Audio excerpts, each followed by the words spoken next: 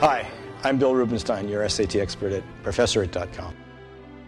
Today we're going to be talking about shopping versus analyzing. It's happened to everyone. You go to the mall. You have a specific list of things you need. Maybe a pair of everyday running shoes to replace the ones you've worn out. Maybe a very unexciting bag of boxer shorts. You have a certain budget. It's just enough to pay for the things you need. What you forget to take into account is that the stores are having their annual clearance sales and every window is a distraction. You spend all the money you have in your pocket. You even pull out the credit card you swore was only for gas and emergencies. You've dropped 3 times the amount of money you intended to spend, and you still don't have the shoes and underwear. Smart? Well, I suppose it depends on what you're really after. The SAT is a lot like that shopping mall. The test makers want to find out if you're going to be the person who comes home with the shoes and the underwear or the one showing off their Hello Kitty MP3 player, batteries not included. What's going on here? Are they just mean-spirited jerks trying to spoil your life? Not really. What's going on is that they're trying to find out who has the eyes on the ball and who doesn't. Getting a bit more technical, they also want to find out if you have your eyes on the right ball. Let's go back to the shopping mall example and take it a little further, and maybe you'll start to see where I'm going with this. When you went to the mall, you weren't looking for just any running shoes. You researched, you tested, you got blisters. By studying shoes and makers, materials, lasts, insoles, whatever, you solved the problem of finding the right shoes for your feet. And you came home not only with the wrong pair, but with no shoes at all. In fact, your old shoes finally gave up the ghost on your way home, and now you're stuck wearing those embarrassing loafers your mother gave you for Christmas, which give you blisters, make you walk like a duck, and eventually will cause you to trip on the sidewalk where you'll break your leg, have an operation which will fail, you'll gain 200 pounds watching TV during the recovery period, you'll become addicted to painkillers, and your life will be over. All because of that Hello Kitty talking MP3 player that spoke your language. What happened to you that made you betray your reason? Was it perhaps that the Hello Kitty MP3 player was something you'd seen advertised on Comedy Central? Maybe Brad Pitt or Natalie Portman was shown wearing it around their wrist and they were smiling? When you saw Hello Kitty, it just made you smile too. And you couldn't bear to leave that mall without smiling. After all, as good as your running shoes were when they were new, when did they ever make you smile, really? Well, maybe they did once. Because maybe you didn't buy them after all that research after all. Maybe you actually bought them because you saw a picture of Kobe Bryant wearing them when he was out in a good time. And he was smiling. So you bought them. And for a minute, you did smile too. But now that smile has faded. So instead of going back to the faded smile, you went forward to the new one. The point I'm trying to make is that most people judge objects, ideas, people, whatever, not by analyzing their intrinsic worth, but by how they make them feel at first sight. Usually this means by association, by linking the object or idea with something we remember. This type of thinking is called pattern recognition. Dogs and goats do the same thing too. Have you ever heard of the Kennedy curse? You know about so many members of the Kennedy family who died when they were young? Well, it's true, many of them did die young. But when you look more closely, you'll see that A, a lot of people die young, and B, the Kennedy family members were accustomed to a lifestyle that involved great risk.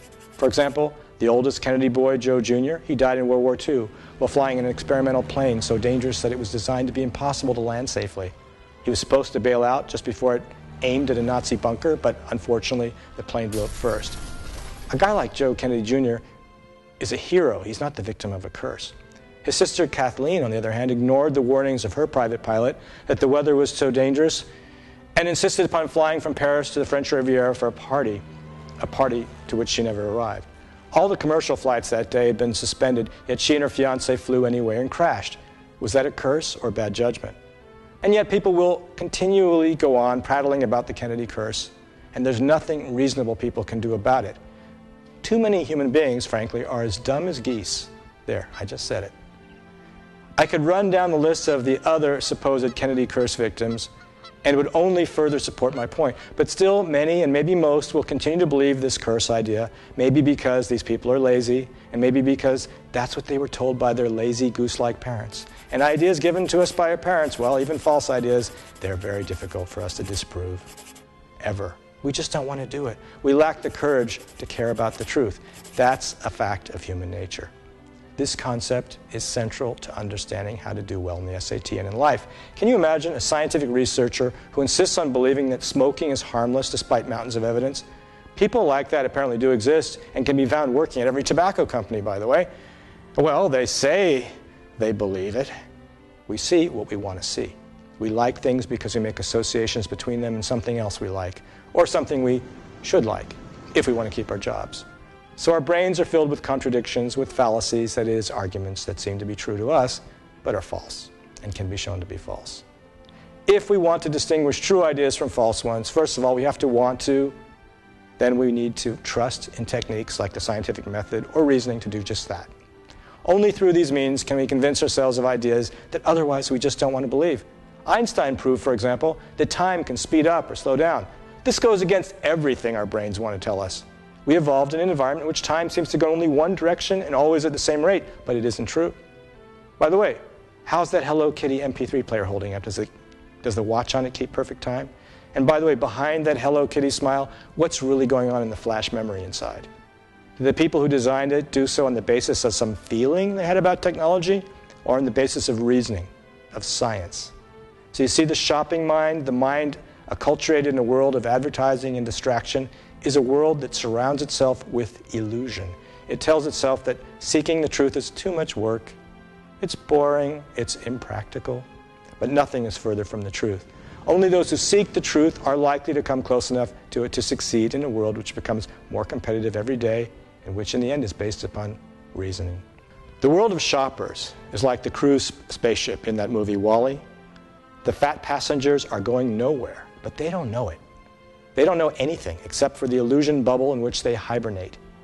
The spaceship itself would certainly crash if the people who designed it were living in the same bubble. To which group of people do you want to belong? The fat passengers or the controllers? The SAT is looking for a few volunteers. Now that we've gone into a little depth on this theory stuff, why not check out Technique Segment 1, Critical Reading, where we'll see how the theory gets applied. I'm Bill Rubenstein, your SAT expert at ProfessorIt.com.